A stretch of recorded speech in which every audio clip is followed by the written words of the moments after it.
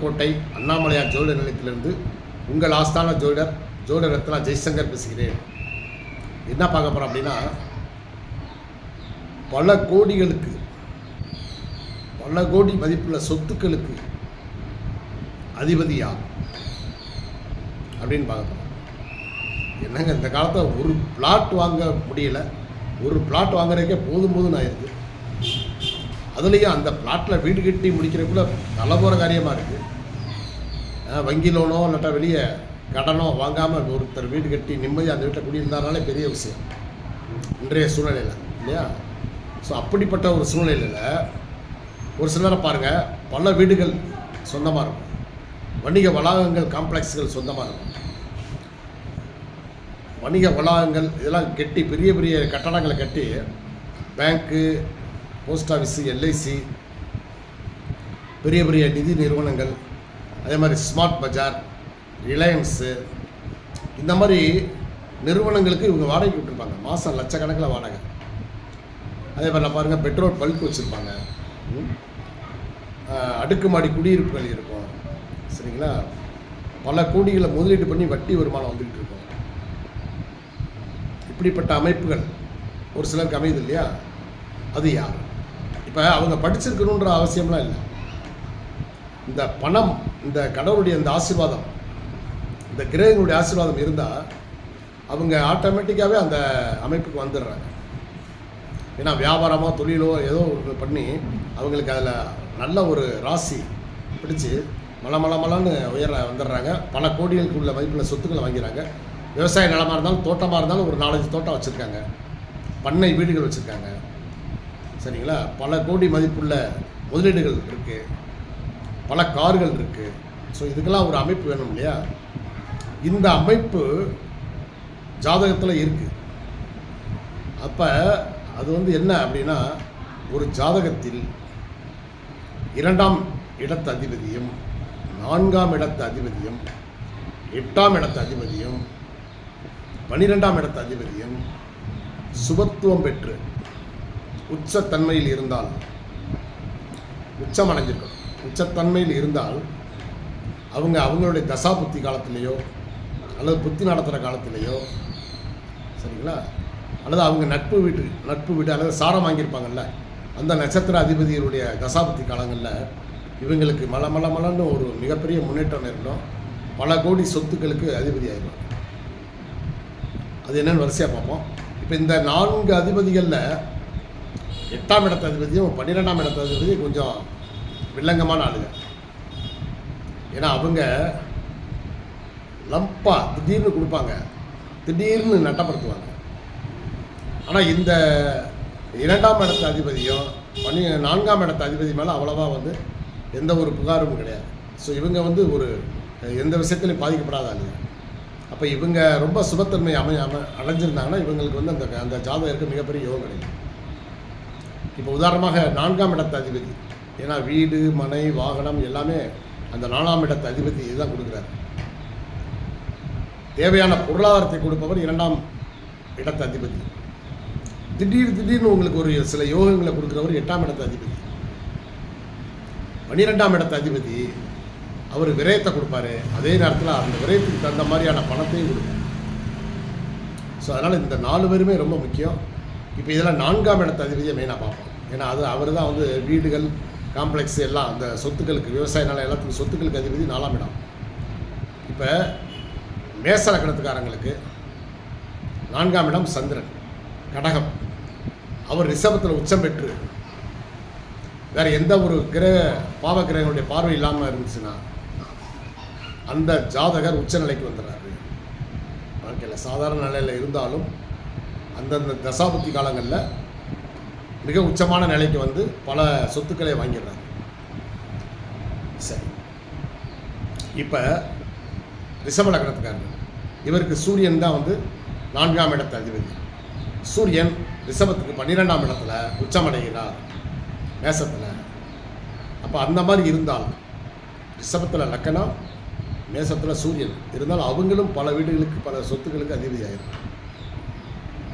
சரிங்களா?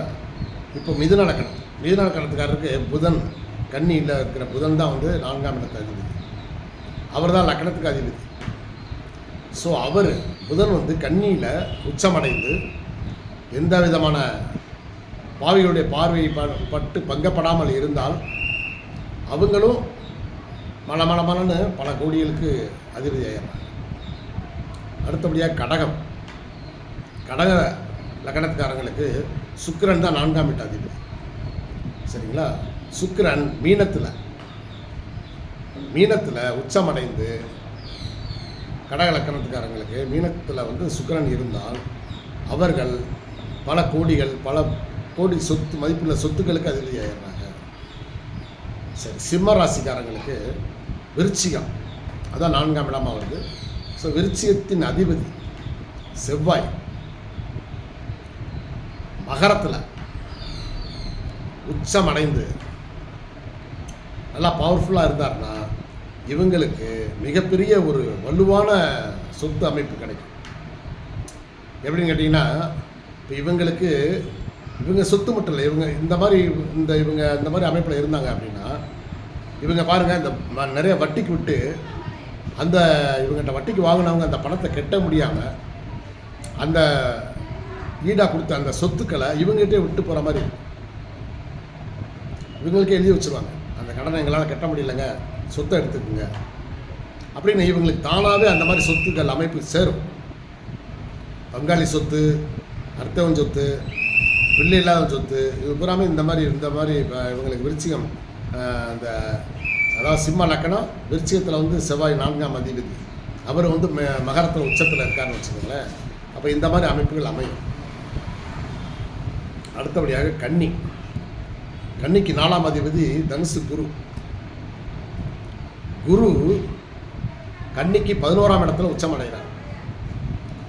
அவர் உச்ச பலத்தில் இருந்தார்னா இந்த கன்னி லக்கணத்துக்காரங்களுக்கு பல வீடுகள், பல தோட்டங்கள், பெரும் ஏதாவது வங்கியில் டெபாசிட்டுகள், இதெல்லாம் இவங்களுக்கு தானாகவே அமைஞ்சிடும் இயற்கையாகவே. சரி, அடுத்து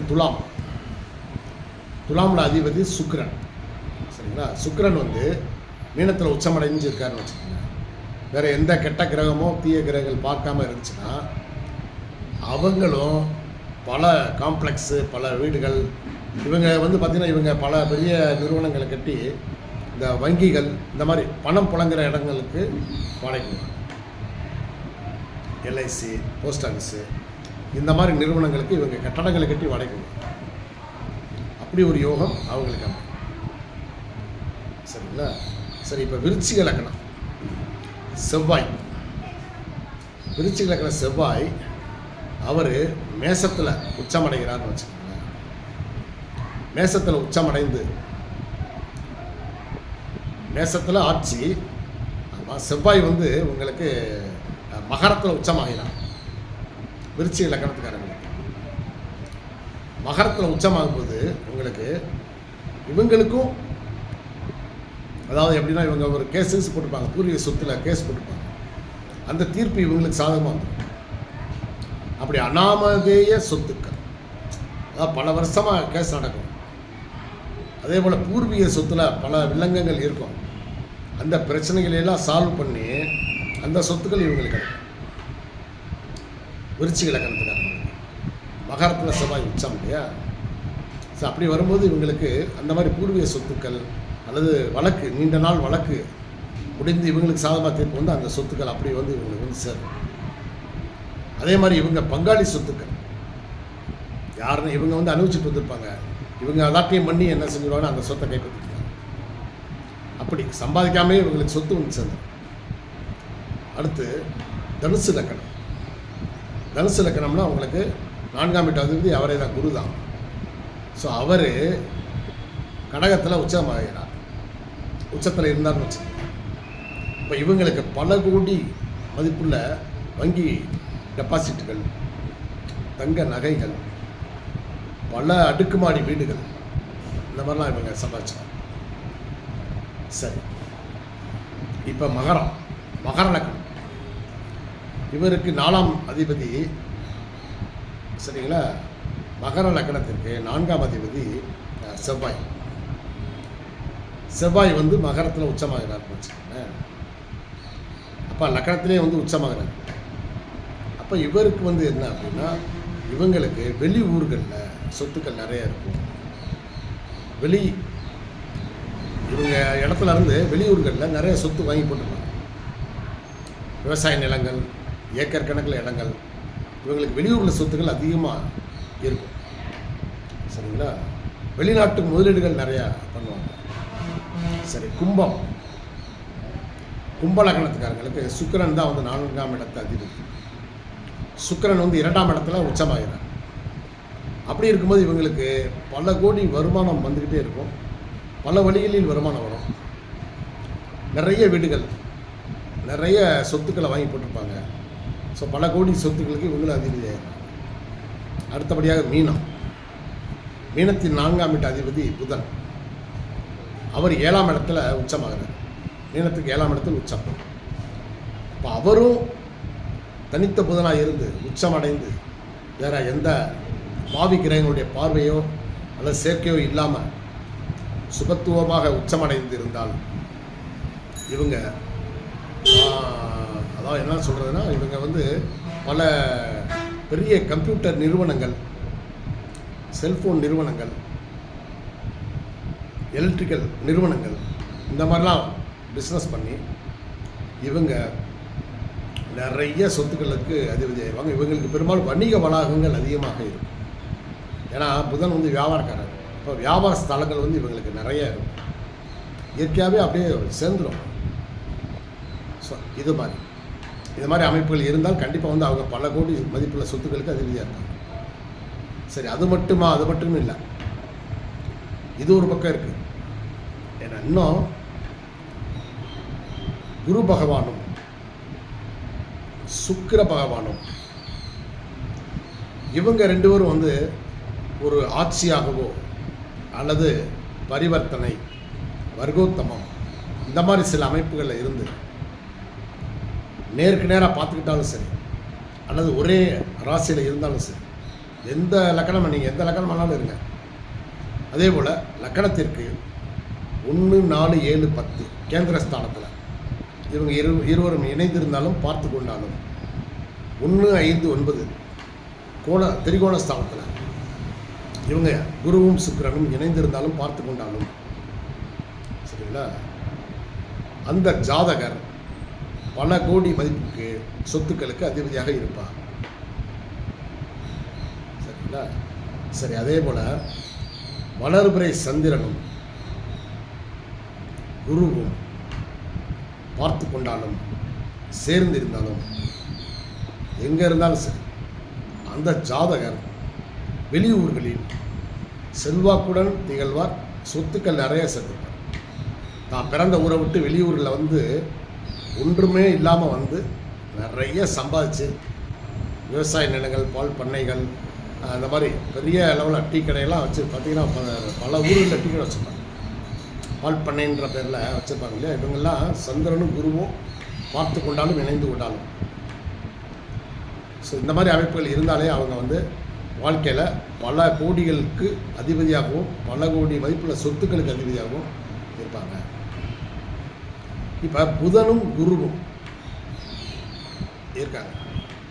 புதன் குரு இவங்க வந்து நேரடியாக பார்த்துக்கிட்டாலும் சரி, சேர்ந்து இருந்தாலும், திரிகோண ஸ்தானத்தில் இருந்தாலும், அதாவது 1, 4, 7, 10 கேந்திர ஸ்தானத்தில் இருந்தாலும், அல்லது இவங்க பரிவர்த்தனையில் இருந்துக்கிட்டாலும், இவங்க வந்து பார்த்திங்கன்னா பல கோடிகள் வங்கிகளில் வச்சுருப்பாங்க. வணிக வளாகங்கள், வெளியூர்கள்லையும் இவங்களுக்கு வணிக தொடர்புகள் நிறைய இருக்கும். சரிங்களா? கிட்டத்தட்ட பல ஊர்களுக்கு இவங்க வந்து சரக்கு சப்ளை பண்ணுற அளவுக்கு பெரிய குடோன்கள்லாம் வச்சு பெரிய அளவில் தொழில் பண்ணுவாங்க. ஸோ இந்த மாதிரி அமைப்பில் இருக்கிறவங்களுக்கு இயற்கையாகவே எல்லாமே கிடைக்கும். ஏன்னா வண்டி, வாகனம், வீடு எல்லாத்துக்கும் அமைப்புகளுக்கு இந்த எல்லாமே இந்த குரு, சுக்கிரன், புதன் இவங்க எல்லாருமே ஒருத்தருக்கு ஒருத்தர் வந்து என்ன செஞ்சுருவாங்க, அவங்கவுங்க தசாபுத்தி காலத்தில் மலமலமான இந்த ஜாதகருக்கு நிறைய பண வரவுகளை கொடுத்து வாழ்க்கையில் மேலே இவங்க வந்து மேலும் உயர்ந்துகிட்டே இருப்பாங்க இந்த அமைப்புகள் உள்ளவங்க.